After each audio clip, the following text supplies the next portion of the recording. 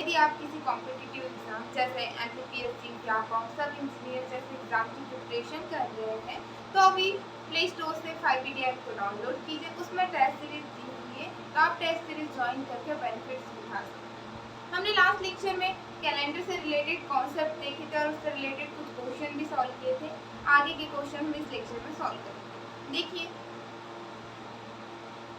हमने last lecture में देखा था कि लीप ईयर क्या होता है। जो लीप ईयर क्या होता है देखा था कि जो लीप ईयर होता है, जो भी ईयर रहेगा यदि वो 4 से डिविजिबल है, यदि ईयर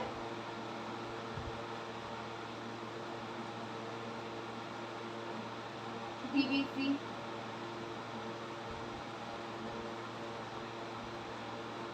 बाय 4, यदि कोई ईयर है वो डिविजिबल है 4 से, तो वो क्या रहेगा, एक लीप ईयर है। ये हमने लास्ट लेक्चर में देखा था।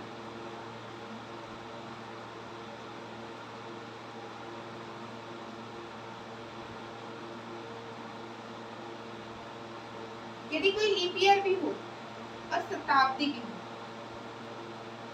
शताब्दी क्या होती है, शताब्दी मतलब सेंचुरी। जब 100 ईयर कंप्लीट हो जाते हैं तो क्या बन जाती है, एक शताब्दी। 100 ईयर कंप्लीट होते हैं तो बन जाती है एक शताब्दी। यदि हमें पता करना है कि कौन सा ईयर शताब्दी ईयर भी है और लीप ईयर भी है, ऐसा हमें पता करना है, तो जो भी ईयर रहेगा उसे हमें डिवाइड करना होगा 400 से। यदि जो भी ईयर है वो 400 से डिवाइड हो जाता है तो वो शताब्दी भी रहेगा और लीप ईयर भी रहेगा।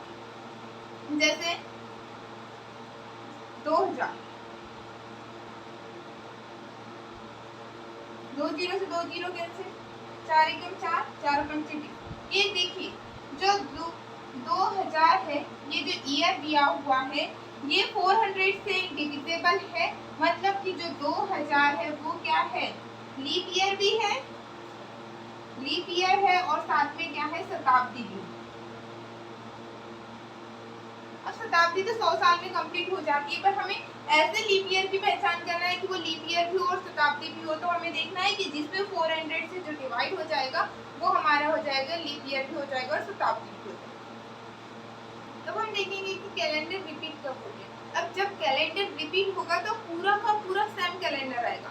यदि 2000 का कैलेंडर जैसा है, उसमें जनवरी जब से स्टार्ट हो रहा है, मान लीजिए कि जो 1 जनवरी उस दिन मंडे है, तो हम देखेंगे कि ऐसा ही सेम टू सेम कैलेंडर कब आएगा। तो उसके लिए क्या करना है, यदि कोई लीप ईयर है उसका जो कैलेंडर होता है वो कितने ईयर बाद रिपीट होता है, तो 28 ईयर। लीप ईयर का कैलेंडर कितने साल बाद रिपीट होता है, 28। अब देखिए 2000, अब देखिए 2000 जो ईयर है उसका कैलेंडर कब रिपीट होगा। तो देखिए जो 2000 है वो क्या है, एक लीप ईयर है। और हमने क्या देखा भी कि जो लीप ईयर है उसका कैलेंडर 28 ईयर बाद रिपीट होगा। तो इसमें 28 प्लस कर दो,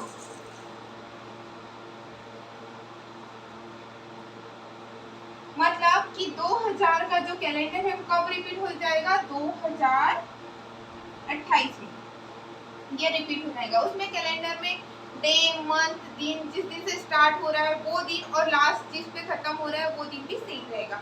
पूरा का पूरा कैलेंडर सेम होगा। तो कौन से ईयर का, 2000 का कैलेंडर सेम टू सेम रहेगा 2028 के कैलेंडर के जैसे।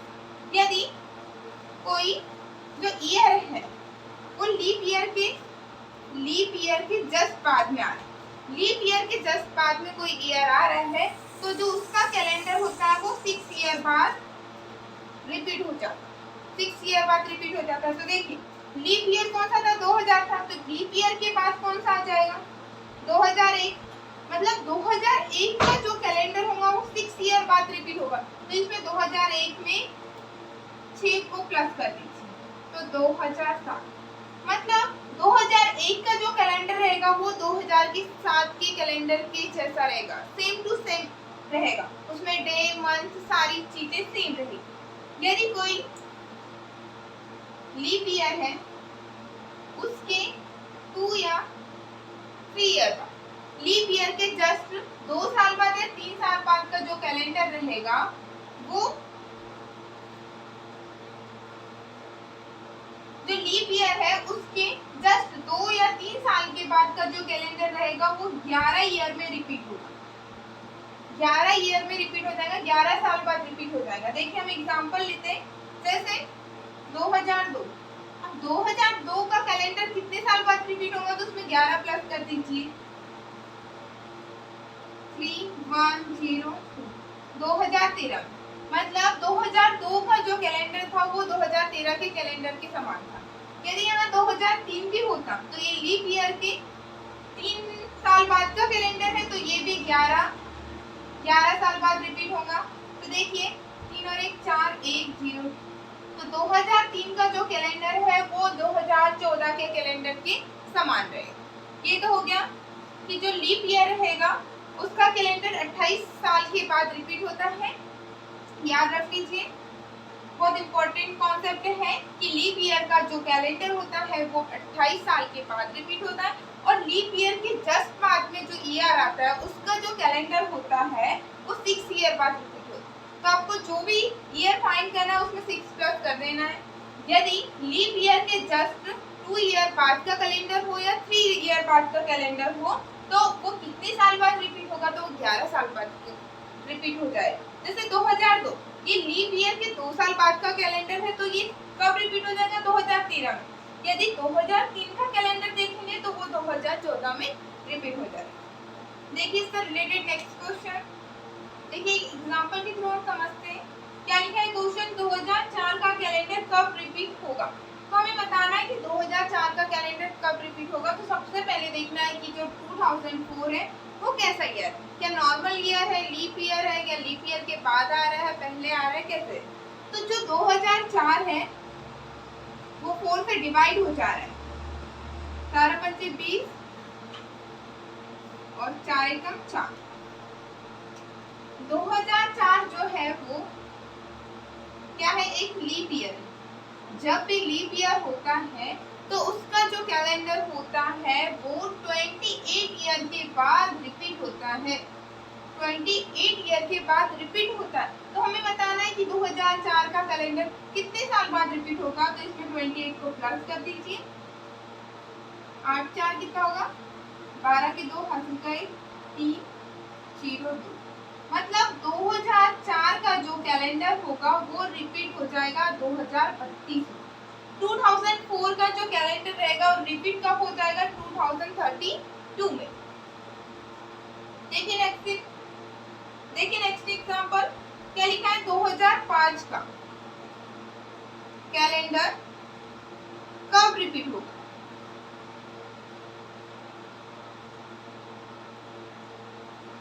हमें फाइंड करना है कि 2005 का जो कैलेंडर है वो कब रिपीट होगा। अब देखिए 2005 जो है वो एक लीप ईयर तो है नहीं, 2004 लीप ईयर होता है, 2005 तो लीप ईयर नहीं है। तो लीप ईयर के जस्ट बाद वाला +1 हो रहा है। देखिए 2004 एक लीप ईयर है, +1 मतलब 2005। लीप ईयर के जस्ट बाद में यदि कोई ईयर आता है तो उसका कैलेंडर कितने साल बाद रिपीट होता है, तो वो 6 साल बाद रिपीट होता है। तो उसमें 6 को प्लस कर दीजिए, 2011 मतलब 2005 का जो कैलेंडर रहेगा वो रिपीट हो जाएगा 2011 में। कितने साल बाद रिपीट हो जाएगा, 6 साल। क्यों 6 साल बाद रिपीट हो जाएगा, क्योंकि लीप ईयर के जस्ट बाद वाला है। अब देख लीजिए 1964 ये क्या है, देखिए 4 से डिवाइड हो रहेगा। सबसे पहले देखते हैं कि नॉर्मल ईयर है कि लीप ईयर है, कि लीप ईयर के कितने बाद में आ रहा है, ये देख लेते हैं। 4 से डिवाइड करके देखिए, 416 36, 4 9 36, 4 एकम 4 मतलब ये 4 से डिवाइड हो जा रहा है। तो 1964 जो है 1964 जो है वो एक लीप ईयर है, और जो लीप ईयर का जो कैलेंडर होता है वो 28 साल के बाद रिपीट होता है। तो इसमें 28 प्लस कर दीजिए, 8 और 4 12, 12 के 2 हासिल का 1 6 और 1 7 8 9 9 मतलब कि 1964 का जो कैलेंडर था वो 1992 में रिपीट हुआ होगा। और देखिए यहाँ पे 1966 लिखा है, जब 1964 लीप ईयर है तो उसके 2 साल बाद का आ रहा है।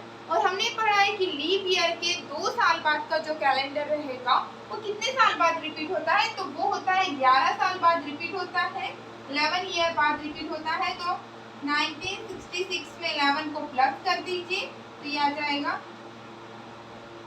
1966 का कैलेंडर हो जाएगा 1977 में रिपीट। एक बार फिर से देख लीजिए क्या लिखा था, 2004 का कैलेंडर कब रिपीट होगा। तो सबसे पहले देखना है कि जो 2004 जो दिया हुआ है वो नॉर्मल ईयर है कि लीप ईयर है कि कैसा है। तो देखिए लीप ईयर है तो लीप ईयर का जो कैलेंडर होता है वो 28 साल के बाद रिपीट होता है। तो जो भी आपको ईयर दिया रहेगा उसमें 28 को प्लस कर दीजिए। तो 2004 का जो कैलेंडर है वो 2032 में चेंज हो जाएगा, रिपीट हो जाएगा, वही वाला कैलेंडर आ जाएगा।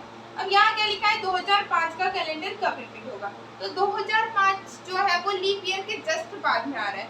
यदि लीप ईयर में 1 प्लस किया जाता है तो जो भी ईयर आता है उसका जो कैलेंडर वो होता है वो 6 साल बाद रिपीट होता है। तो इसमें 6 प्लस कर दीजिए। तो जो 2005 का कैलेंडर है वो किसके जैसा रहेगा, 2011 के कैलेंडर के जैसा रहेगा। अब लिखा है 1964 एक लीप ईयर है तो लीप ईयर का जो कैलेंडर रहता है वो 28 साल के बाद रिपीट होता है। तो उसमें 28 प्लस कर दीजिए तो 1992 आ जाएगा। और 1966 ये लीप ईयर के 2 साल बाद का कैलेंडर है। तो जब 2 साल और 3 साल के बाद का जब कैलेंडर की बात की जाती है, लीप ईयर के 2 ईयर या 3 ईयर बाद के कैलेंडर की बात की जाती है तो वो 11 ईयर में रिपीट होता है। तो आप 11 को उसमें प्लस कर दीजिए तो आपका आंसर आ जाएगा। देखिए नेक्स्ट क्वेश्चन, देखिए बोर्ड पे क्वेश्चन दिया हुआ क्या लिखा है, 100 वर्ष में कितने अधिवर्ष होते हैं। अब देखिए अधिवर्ष यानी क्या होता है, तो जो अधिवर्ष होता है वो होता है लीप वर्ष, लीप ईयर। क्या होता है, लीप ईयर। लीप ईयर को बोला जाता है अधिवर्ष। क्यों, क्योंकि जो लीप ईयर होता है वो उसमें 28 की फरवरी होने की बजाय वो 29 की हो जाती है। तो जो ऑड डेज रहता है वो एक क्या हो जाता है, बढ़ जाता है, एक दिन बढ़ जाता है। इसलिए वो उस वर्ष को या उस ईयर को क्या कहते हैं, अधिवर्ष क्या कहते हैं, और लीप वर्ष भी कहते हैं। अब क्वेश्चन क्या लिखा है, 100 वर्ष में कितने अधिवर्ष होते हैं, मतलब कि 100 साल में कितने लीप ईयर होंगे। तो देखिए जो 100 साल रहेंगे, 100 वर्ष, उसमें एक शताब्दी कंप्लीट होगी, एक शताब्दी कंप्लीट होगी। और कोई भी शताब्दी कब लीप ईयर होती है, जब उसे 400 से डिवाइड करने पर वो पूरी तरीके से डिवाइड हो जाती है। तो हमें इसमें पता करना है कि जो लीप ईयर है वो कितने हैं। तो 100 को देखो लीप ईयर का पता करने के लिए आप क्या करते हैं, 4 से डिवाइड करते हैं। तो 4 से डिवाइड कर दीजिए, 4 दूनी 8 और 4 दूनी 8 और 4 पंचे 20, 25। अब बताइए क्या 25 साल सही है। देखिए इसमें 100 को हमने 4 से डिवाइड किया तो 25 ईयर आ गए, 25 साल। क्या ये 25 साल सही है, क्योंकि इसमें देखिए 100 भी इंक्लूड है कि 100 भी एक लीप ईयर रहेगा, तब यहाँ पे आंसर आएगा 25। पर क्या 100 एक लीप ईयर रहेगा, 100 तो एक शताब्दी हो गई। तो एक जब भी शताब्दी वाले जो रहेंगे वो कब लीप ईयर होते हैं, जब कि उसमें 400 से वो डिवाइड हो जाते हैं। पर 100 तो 400 से डिवाइड नहीं हो रहा है, मतलब कि यहाँ पे 100 काउंट नहीं होगा एक लीप ईयर में। तो हमें यहाँ पे क्या करना होगा, 25 में से 1 को माइनस करना होगा। तो क्या जाएगा 24 ईयर। 100 वर्ष में कितने अधिवर्ष होते हैं, तो 24 साल होते हैं 100 वर्ष में। क्यों, क्योंकि जो 100 है वो एक शताब्दी ईयर है, और जो सेंचुरी ईयर शताब्दी ईयर होता है तो उसमें यदि 400 से डिवाइड हो जाता है तो वो एक लीप ईयर होगा। तो जो 100 रहेगा वो लीप ईयर वहाँ पे इंक्लूड नहीं है, इसीलिए इसमें हमें 25 में से 1 को हमने माइनस किया है, जिसके कारण हमारा आंसर आ गया है 24 ईयर। यदि आपसे क्वेश्चन किया जाता कि 200 वर्ष में कितने लीप ईयर है,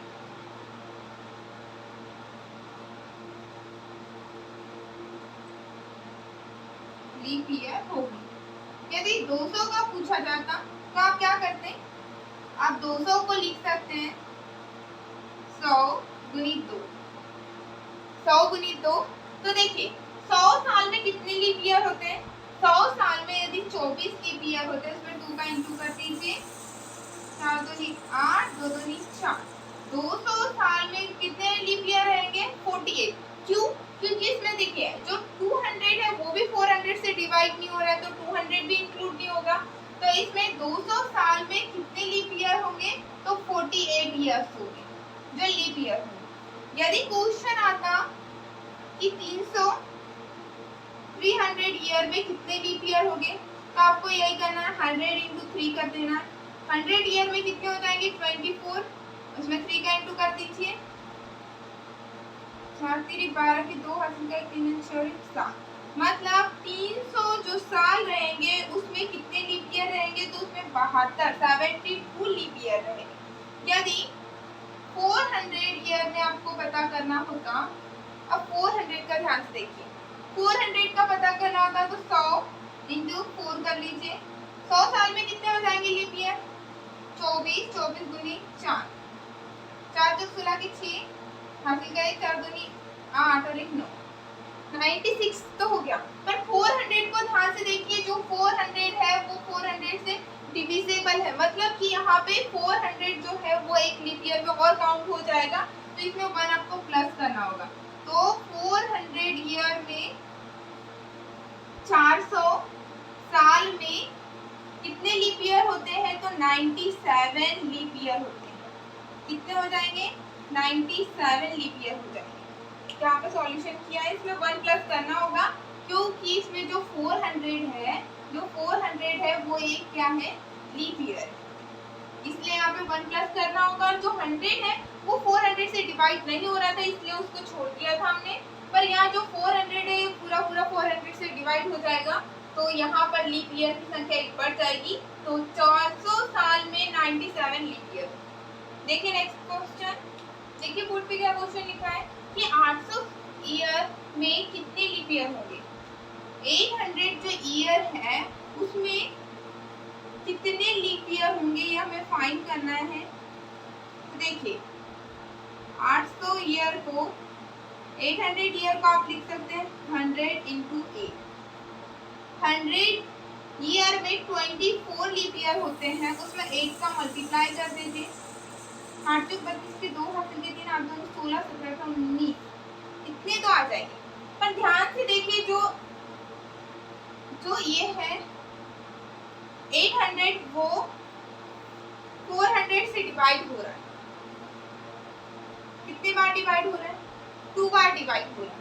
यहाँ पर जो है लीप ईयर 2 बढ़ जाएंगे, जब 2 लीप ईयर बढ़ जाएंगे तो इसमें हमें क्या करना पड़ेगा, 2 को 8 करना पड़ेगा, तो यहाँ पर 194 लीप ईयर है। एक बार ध्यान से देख लीजिए कि लीप ईयर कैसे बढ़े हैं। सबसे पहले जो 800 है वो 400 से डिवाइड हो रहा है, जब भी डिवाइड हो रहा है तो लीप ईयर तो बढ़ेंगे,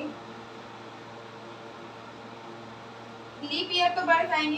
पर देखिए 400 और 400 यहाँ 2 लीप ईयर बढ़ रहे हैं, एक यहाँ से बढ़ रहा है और एक यहाँ से बढ़ रहा है, इन दोनों को प्लस करेंगे तो कितना आ जाएगा 800। तो यहाँ पर 2 लीप ईयर और बढ़ जा रहे हैं, तो इसमें आपको 2 प्लस करना होगा। या तो आप क्या कर सकते हैं, 400 से डिवाइड कर लीजिए और जितने बार डिवाइड होगा उतने उसमें उतना प्लस कर दीजिए। 100 में यदि आप 100 से काउंट कर रहे हैं तो क्या कर लीजिए, 100 में 100 साल में 24 लीप ईयर होते हैं, और फिर आपको क्या करना है, देख लेना है इसको डिवाइड करके 400 से, और जितने बार डिवाइड होगा उसमें आपको उतने से आपको क्या करना है, प्लस करना है। ये प्लस करना आपको याद रखना है, क्यों, क्योंकि 2 लीप ईयर बढ़ जाएंगे, क्योंकि एक जब 400 ईयर चलेगा तब, और एक 800 ईयर चलेगा तब, यहाँ पर एक बढ़ेगा और यहाँ पर एक, तो 2 लीप ईयर यहाँ बढ़ जाएंगे, तो 2 लीप ईयर इसमें काउंट करना मत भूलना। तो इसका आंसर आ जाएगा कि 800 साल में कितने लीप ईयर होते हैं, तो होते हैं 194 लीप ईयर होते हैं। 800 ईयर्स में 194 लीप ईयर्स।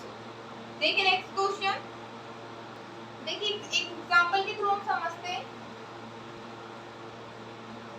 क्या लिखा एग्जांपल, कौन सा ईयर लीप ईयर है, इसमें से हमें फाइंड करना है कि कौन सा ईयर लीप ईयर है।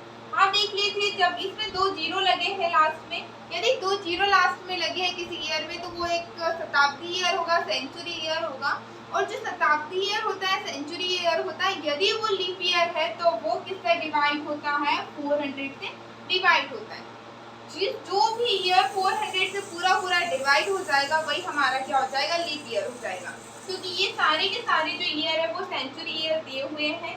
तो देखिए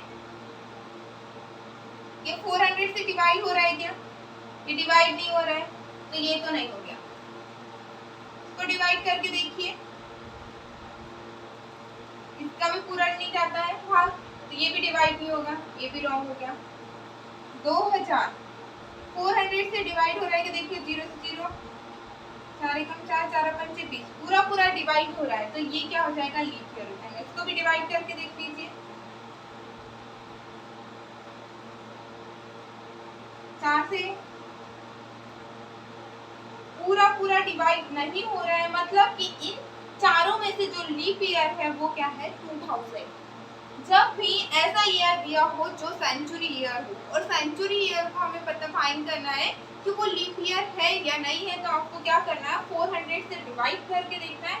ऐसा ईयर जो सेंचुरी ईयर है और वो लीप ईयर तब होगा जब उसे 400 से डिवाइड करने पर क्या पूरी तरीके से डिवाइड हो जाएगा, रिमाइंडर जो रहेगा वो 0 रहेगा, तब वो हमारा आंसर होगा। तो इसका जो राइट आंसर है वो है 2000। देखिए नेक्स्ट क्वेश्चन, देखिए क्वेश्चन क्या दिया हुआ है, 12 जून को मंडे है तो 30 जून को कौन सा दिन होगा। तो हमें सबसे पहले पता होना चाहिए कि जून में कितने डेज होते हैं, और फिर उसके बाद हम फाइंड करेंगे कि 12 जून को मंडे है तो 30 जून को कौन सा दिन होगा।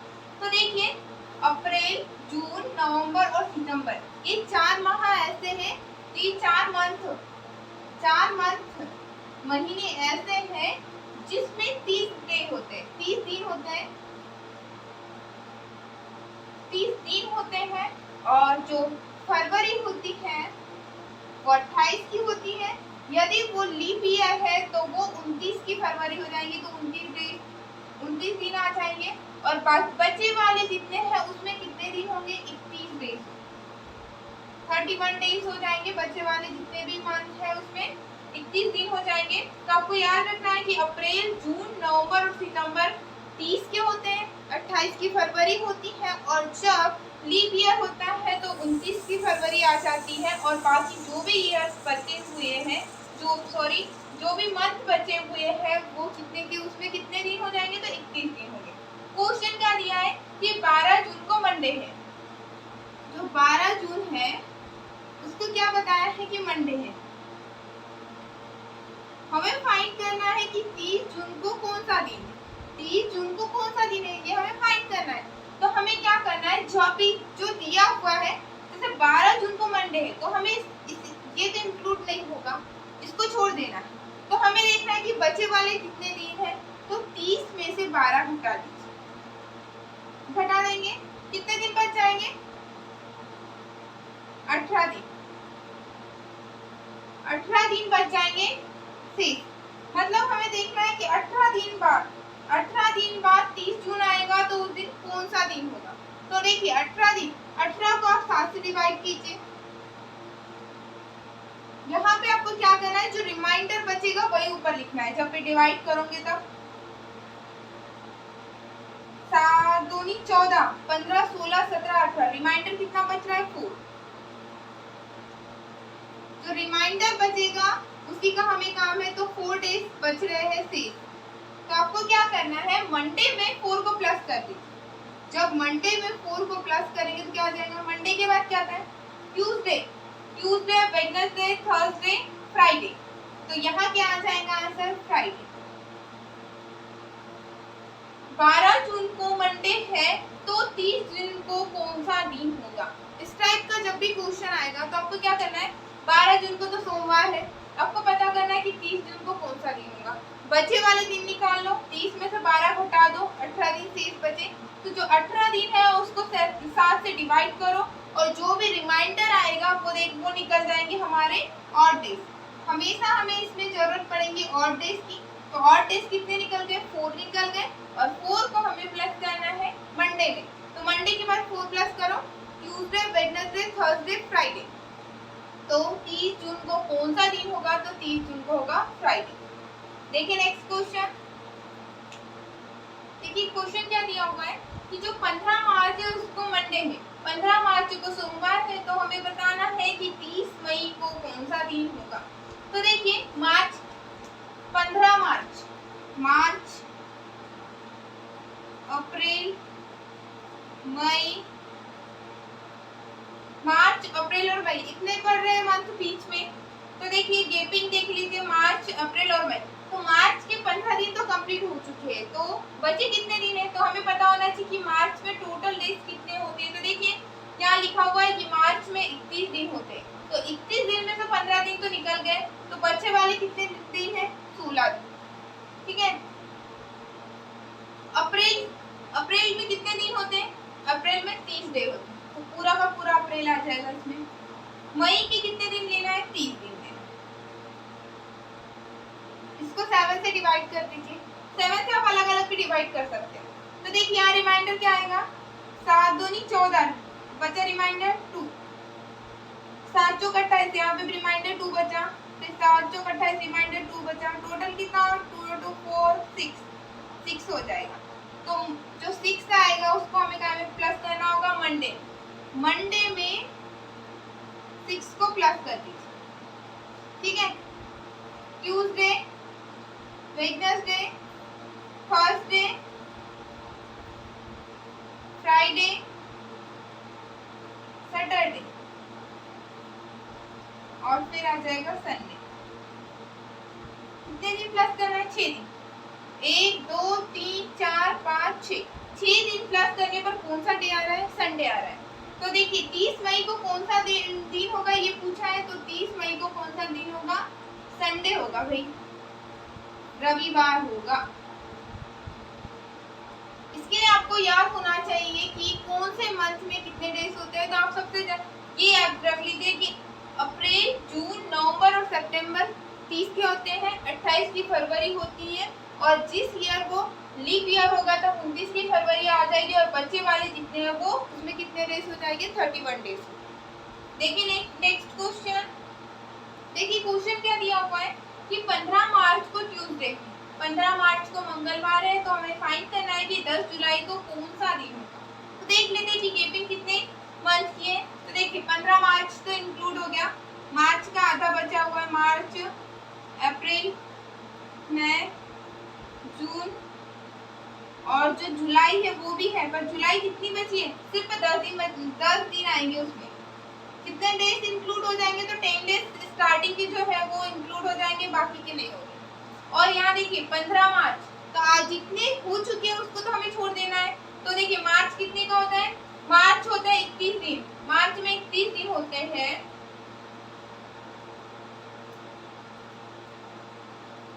मार्च में 31 दिन होते हैं, तो 15 दिन तो उसमें से बीत चुके हैं, तो कितने दिन बचेंगे? 16 डेज, 16 डेज बच जाएंगे सिर्फ, वो लिख दीजिए।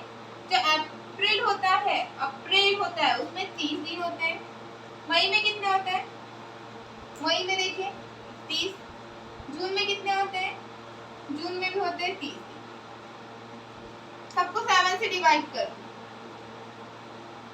प्लस करके भी डिवाइड कर सकते हैं, हमें सिर्फ रिमाइंडर की जरूरत है।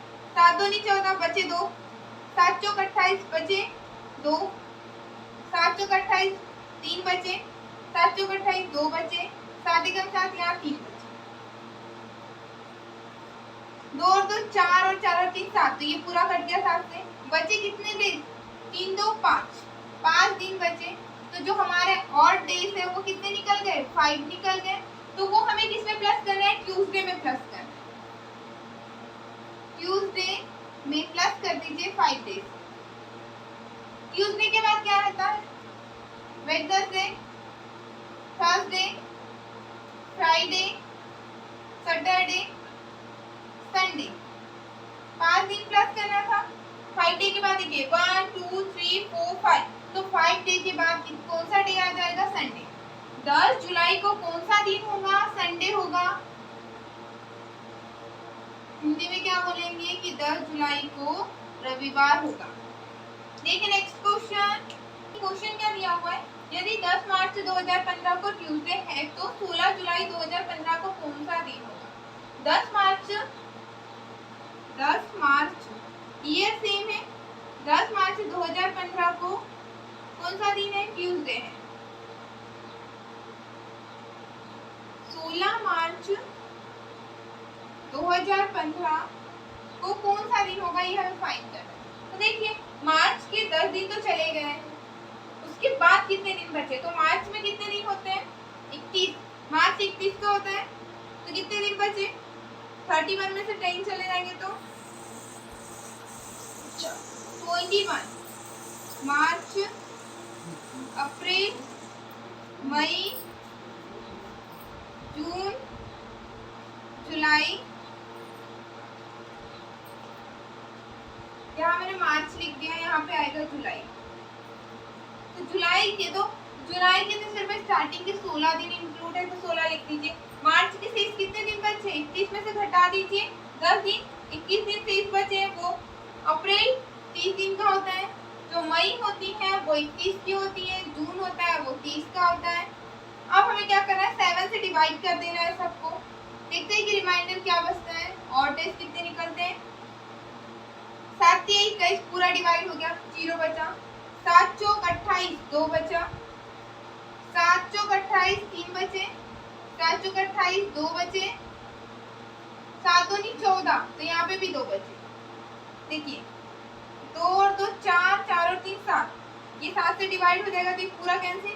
तो यहाँ पे जो और डेज निकलेगा, और डेज वो कितने निकलेंगे, 2, और डेज यहाँ पे 2 निकल गए हैं, तो 2 को अब क्या कर लीजिए, ट्यूसडे में प्लस कर दीजिए। ट्यूसडे में आपको क्या करना है, 2 को प्लस कर देना है। जब ट्यूसडे में 2 को प्लस करेंगे तो क्या हो जाएगा, ट्यूसडे के बाद होता है वेडनेसडे और थर्सडे।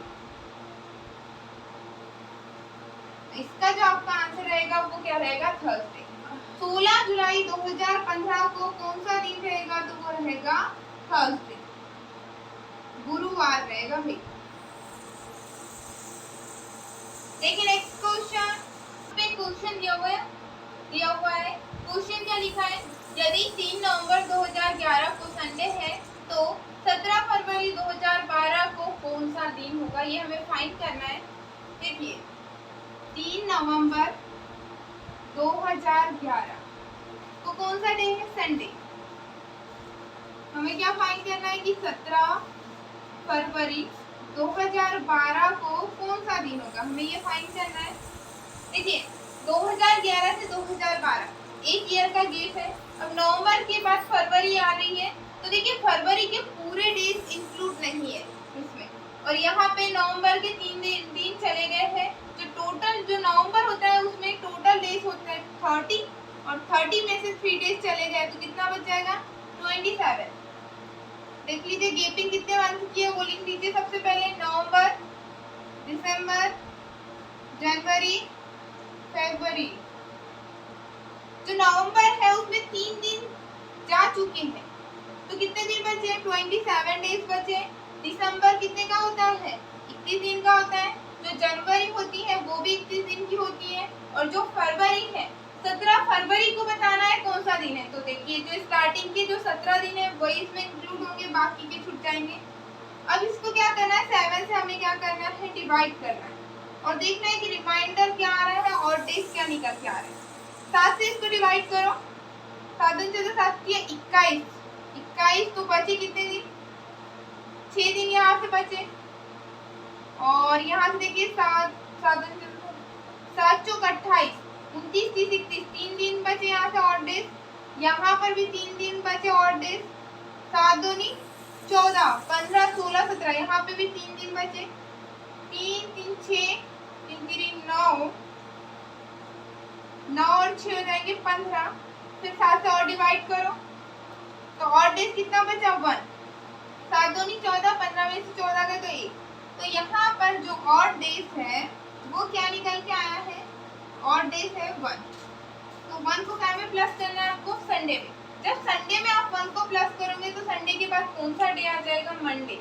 तो 17 फरवरी 2012 को कौन सा दिन होगा, मंडे होगा, सोमवार। सोमवार। यही हमें फाइंड करना था कि 17 फरवरी 2012 को कौन सा दिन होगा। तो 17 फरवरी 2012 को मंडे होगा, सोमवार होगा। देखिए नेक्स्ट क्वेश्चन। देखिए बोर्ड पे क्वेश्चन दिया हुआ है। क्वेश्चन क्या लिखा है, यदि 5 नवंबर 2003 को ट्यूसडे है तो हमें फाइंड करना है कि 10 मार्च 2004 को कौन सा दिन। 5 नवंबर 2003 को ट्यूसडे है, मंगलवार है। तो हमें फाइंड करना है कि 10 मार्च 2004 को कौन सा दिन होगा। तो हमें क्या करना है, सबसे पहले गैपिंग देख लेते हैं कि कौन कितने मंथ की है। नवंबर, दिसंबर, जनवरी, फरवरी, मार्च। 2003 से 2004 तक हो गया। नवंबर, दिसंबर, जनवरी, फरवरी और मार्च। अब देखिए जो नवंबर होता है वो 30 का होता है। नवंबर में 30 दिन होते हैं, उसमें से 5 दिन तो बीत चुके हैं, तो बचे वाले दिन निकाल लीजिए। 25 यहाँ कितना आ जाएगा 25। दिसंबर 31 का होता है। जनवरी 31 की होती है। अब देखिए फरवरी, अब देखिए कि 10 मार्च 2004, अब जो 2004 है ये एक लीप ईयर है, और जब भी लीप ईयर होता है तो उसमें यदि फरवरी इंक्लूड है तो वो 29 की फरवरी होती है। तो यहाँ इसमें फरवरी इंक्लूड है, तो यहाँ पर कितने 28 डेज की जगह कितने डेज आएंगे, 29 डेज आ जाएंगे। और मार्च के कितने दिन हो जाएंगे, 10 दिन हो जाएंगे। इसको 7 से डिवाइड करो सबको। आप इसका सम करके भी 7 से डिवाइड कर सकते हैं, सिर्फ हमें इसमें रिमाइंडर की जरूरत पड़ती है। 7 से तो 7 की 21, तो 25 में से 21 गए तो कितने बचे 4, और डेज यहाँ से 4 निकल गए। 7 चौक 28, 29 30 31, यहाँ पे 3, यहाँ पर 3 दिन। 7 चौक 28, 1 दिन एक्स्ट्रा, और 7 एकम 7, यहाँ से 3 दिन। फिर इसको 7 से डिवाइड करना है। 4 3 7, ये 7 हो रहा है तो ये तो पहले ही कट गया। 3 3 6 और 1 7, ये भी 7 हो रहा है। मतलब कि पूरे यहाँ पर ऑड डेज जो है, ऑड डेज वो क्या है 0, कुछ भी नहीं लिखा है। यदि ऑड डेज जब भी 0 हो तो 5 नवंबर 2003 को ट्यूसडे था, तो 10 मार्च 2004 को भी क्या हो जाएगा, ट्यूसडे हो जाएगा। ट्यूसडे हो जाएगा, मंगलवार हो जाएगा। देखिए नेक्स्ट क्वेश्चन। इस क्वेश्चन को सॉल्व करने से पहले यदि आपने अभी तक हमारे चैनल को सब्सक्राइब नहीं किया तो चैनल को सब्सक्राइब भी कर दीजिए और वीडियो को लाइक भी कर दीजिए। उसके बाद हम इस क्वेश्चन को सॉल्व करते हैं। देखिए क्वेश्चन क्या दिया हुआ है, यदि 26 नवंबर 2001 को मंडे है तो 5 मार्च 2006 को कौन सा दिन होगा। यहाँ पर गैपिंग देखिए बहुत ज्यादा दी हुई है, 2001 से हमें 2006 तक निकालना है। अब करना कैसे होगा इसमें, देखिए ध्यान से समझते हैं इस क्वेश्चन को। 26 नवंबर 2001 को मंडे था, 5 मार्च 2006 को कौन सा दिन होगा ये हमें फाइंड करना है। तो हम क्या करते हैं, देखिए 26 नवंबर से 2001 से 26 नवंबर 2002 तक एक साल कंप्लीट हो जाएगा। तो हम क्या कर लेते हैं, पहले गैपिंग देख लेते हैं ईयर की कैसी है। 2001 से 2002 तक, 2003, 2004, 2005, 2005। अब देखिए 2006 के नवंबर तक नहीं जा सकते हम, तो हमें सिर्फ 2005 के नवंबर तक जाना पड़ेगा, 5 तक, फिर उसके आगे करते हैं। ये जो 2005 है वो 26 नवंबर 2005 तक का।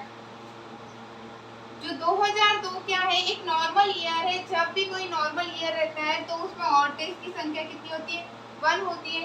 2003 भी एक नॉर्मल ईयर है तो उसमें ऑड डेज की संख्या कितनी हो जाएगी, 1। 2004 एक लीप ईयर है, और जब भी लीप ईयर की बात होती है तो उसमें ऑड डेज कितने रहते हैं, 2 रहते हैं। और 2005 भी एक नॉर्मल ईयर है तो उसमें +1 कर देंगे। इनको प्लस कर दीजिए, 1 2 4 5। यहाँ से ऑड डेज कितने निकल के आ गए, 5 डेज निकल के आ गए। कौन से वाले? Odd days. ऑड डेज निकल के आ गए 5। अब हमें 26 नवंबर से 2005 से स्टार्ट करना है 5 मार्च 2006 तक। 26 नवंबर से 2000। देखिए नवंबर जो होता है वो 30 का होता है, 26 दिन तो इसमें इंक्लूड हो चुके हैं। बच्चे वाले नवंबर के कितने दिन हो जाएंगे? 4 दिन। नवंबर, दिसंबर, जनवरी, फरवरी और ये हो जाएगा मार्च। नवंबर 30 दिन का होता है, उसमें से 26 डे इंक्लूड हो चुके हैं पहले, तो बच्चे वाले कितने हो जाएंगे? 4। दिसंबर में कितने होते हैं? 31। जनवरी में भी 31। और जो फरवरी 2006 एक नॉर्मल ईयर है तो फरवरी 28 की होगी। और मार्च के कितने दिन? 5 दिन। और ये जो ऑड डेज इधर से निकल के आता 5, इसको यहाँ पे फिर से प्लस कर दीजिए।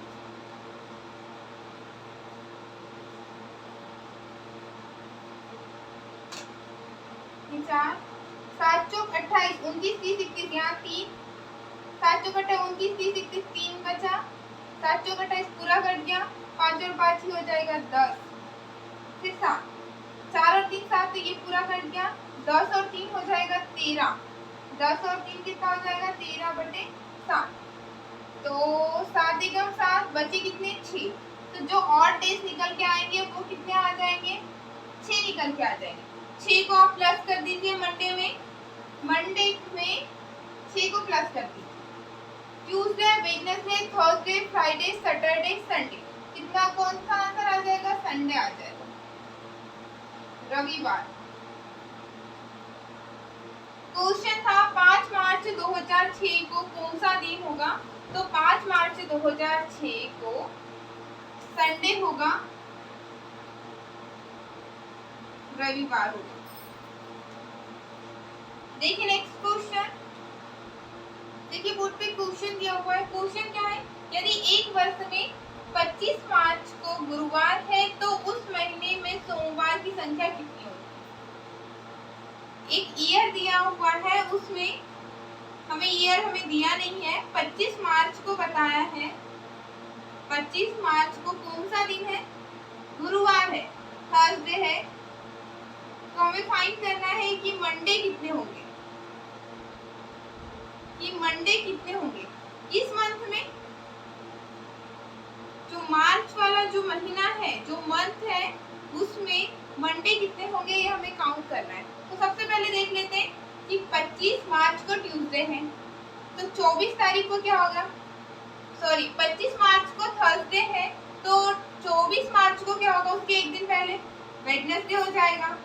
23 को क्या हो जाएगा? ट्यूसडे हो जाएगा। 22 को क्या हो जाएगा? मंडे हो जाएगा। 22 को मंडे हो जाएगा। जैसा कि हमने बताया था कि 7 दिन बाद वही डे रिपीट हो जाता है। तो देखिए 22 तारीख को मंडे था, तो उसमें 7 और प्लस कर दीजिए, तो 29 आ जाएगा। तो 29 तारीख को भी क्या आ जाएगा? मंडे आ जाएगा। इधर इसमें माइनस कीजिए, 22 में 7 को माइनस कर दीजिए, कितना आ जाएगा?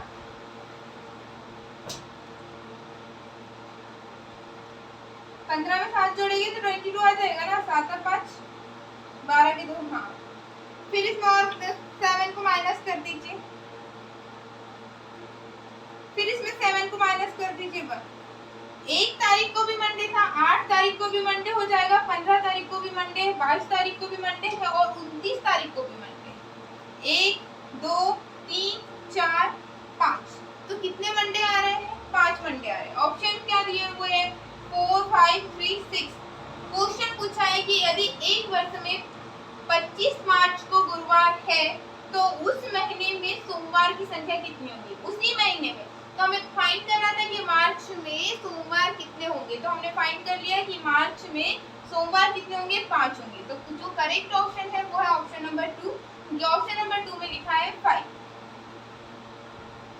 आपको बस इतना याद रखना है कि 7 दिन बाद वही डे रिपीट होता है। तो सेम हमने वही किया है। 25 मार्च को थर्सडे था, 24 को वेडनेसडे हो जाएगा, 23 को ट्यूसडे हो जाएगा, 22 को मंडे हो जाएगा। इसमें यदि 7 प्लस कर दिया तो 29 को मंडे हो जाएगा। यहाँ 7 माइनस कर दिया, फिर 7 माइनस कर दिया, 7 फिर माइनस, यहाँ पे 1 जो पहली तारीख थी, 1 तारीख थी, उस दिन भी मंडे था, 8 को भी मंडे था, 15 को भी मंडे था, 22 को भी मंडे था, 29 को भी मंडे था। तो कितने दिन हो जाएंगे? टोटल हो जाएंगे 5 मंडे हो जाएगा। तो जो करेक्ट ऑप्शन है वो है ऑप्शन नंबर 2। आज का हमारा वीडियो आपको कैसा लगा कमेंट सेक्शन में बताना ना भूलें। और यदि आपने अभी तक हमारे चैनल को सब्सक्राइब नहीं किया तो चैनल को सब्सक्राइब भी कर दीजिए और वीडियो को लाइक भी कर दीजिए। यहाँ पर हमारा जो कैलेंडर जो था हमारा चैप्टर वो एंड होता है। हम नेक्स्ट लेक्चर में किसी और टॉपिक के साथ मिलते हैं। यदि आप किसी कॉम्पिटिटिव एग्जाम जैसे एमपीपीएससी, व्यापम, सब इंजीनियर जैसे एग्जाम की प्रिपरेशन कर रहे हैं तो हमारा एक एप्लीकेशन है जो प्ले स्टोर पे अवेलेबल है। आप 5PDI ऐप को डाउनलोड कर सकते हैं, उसमें टेस्ट सीरीज दी हुई है, तो टेस्ट सीरीज को ज्वाइन करके बेनिफिट्स उठा सकते हैं। Thanks for watching, have a nice day.